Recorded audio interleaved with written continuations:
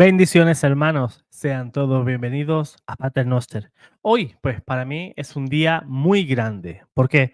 Porque hoy la Iglesia recuerda en su calendario litúrgico a Padre Pío de Pietrelcina, un sacerdote capuchino, pues que fue beatificado en el año 1999 por San Juan Pablo II y canonizado el 16 de junio del año 2002 por San Juan Pablo II también. Y fue una canonización en la cual fue totalmente apoteósica. Se colapsó la plaza de San Pedro para ver la canonización de Padre Pío de Pietrelcina, un santo campeón de la fe, al cual yo me considero hijo espiritual y hoy pues me gozo de poder celebrar hoy su día.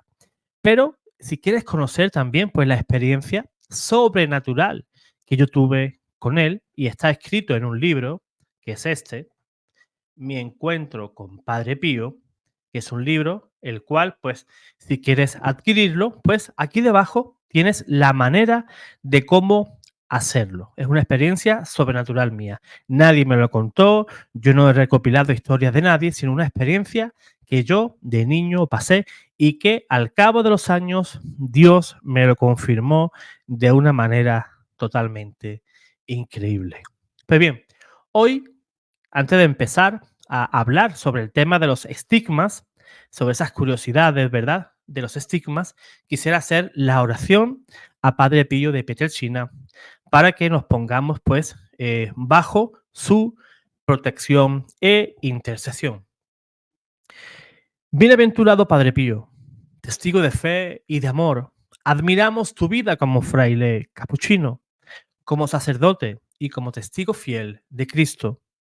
El dolor marcó tu vida y te llamamos un crucificado sin cruz.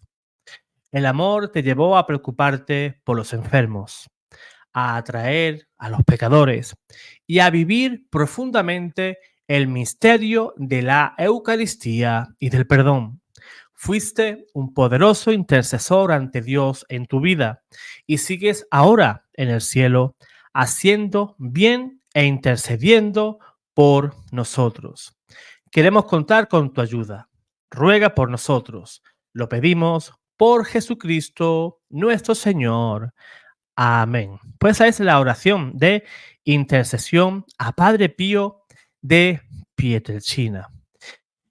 Como muchos de ustedes sabéis, pues Padre Pío de Pietrelcina fue un fraile estigmatizado y tuvo esos estigmas del Señor en manos, en el costado y en los pies por 50 años sin explicación ninguna.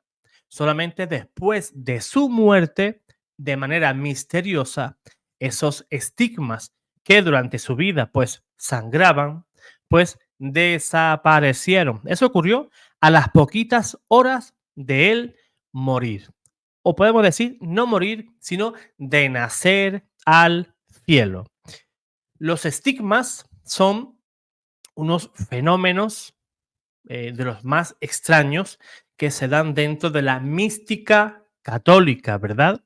Es un fenómeno sobrenatural en el cual las heridas de la pasión de Cristo, ¿verdad? Pues aparecen milagrosamente en el cuerpo de una persona.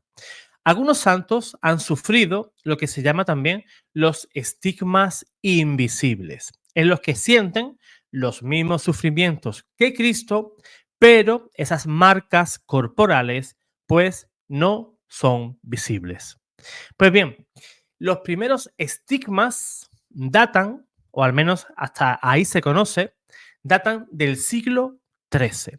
No existían datos relacionados de los estigmas antes de que San Francisco de Asís los recibiera en el siglo XIII.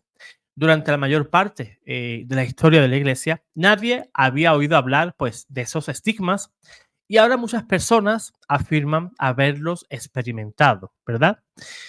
Otro punto importante es que cientos de personas han reclamado esos estigmas, el tener esos estigmas, aunque no se conocían estigmas antes de San Francisco de Asís, cientos de personas han afirmado haber recibido esos estigmas. Es difícil entender del por qué Dios puede empezar a actuar de una manera totalmente nueva. Y algunas personas toman este hecho como un argumento contra el carácter sobrenatural de al menos la mayoría de los estigmas, viendo a la mayoría de estos pues como unos meros imitadores en lugar de ser un milagro o un hecho místico. Tenemos que también entender y saber que ha habido, al menos que se sepa, un estigmatizado que admitió haber fingido, así como lo oyes, fingió haber tenido los estigmas. Al menos conocemos uno, y fue Magdalena de la Cruz. Fue una monja franciscana española del siglo XVI que durante años afirmó haber recibido de manera milagrosa esos estigmas. Ella era famosa y se la consideraba una santa viviente, aunque San Ignacio de Loyola, fundador de los jesuitas, pues veía con malos ojos y con ojos de sospecha a esta religiosa. Sin embargo, al final de su vida, pues enfermó gravemente y admitió que sus estigmas eran falsos. Fue juzgada y declarada culpable por la Inquisición, que la condenó a penitencia por el resto de su vida en el convento. Tenemos que también saber, a modo de curiosidad, que alrededor del 85% de los estigmatizados han sido mujeres. Esta cifra, pues parece estar un poco anticuada o desfasada, ¿verdad? Es difícil encontrar estadísticas actualizadas sobre también ese tipo de cosas, ¿no? Tan misteriosas. Pero según un estudio de principios del siglo XX, de 321 estigmatizados conocidos desde el siglo XIII, hasta entonces, solo 41 eran hombres. Aún así, algunos de los casos más famosos pues, han sido efectivamente pues, de hombres, como San Francisco de Asís y San Pío de Pietrelcina. El padre Pío de Pietrelcina, como he dicho antes, tuvo los estigmas durante 50 años y varios médicos estudiaron minuciosamente sus heridas. Y este es además el caso de Padre Pío de Pietrelcina, probablemente el caso moderno más famoso de estigmas y examinado a la luz de la ciencia moderna. La primera vez que recibió esos estigmas fue cuando tenía 24 años de edad, en el año 1911, y la noticia de su condición comenzó a difundirse por todo el mundo 8 años después.